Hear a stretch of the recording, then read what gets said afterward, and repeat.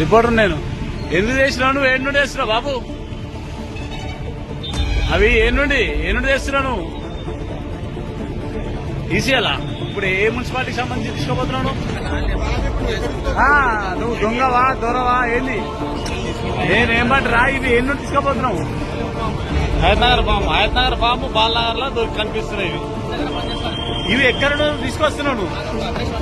అరే నేనేం మాట, ఇక ఎక్కడ నుండి తీసుకొస్తున్నావు?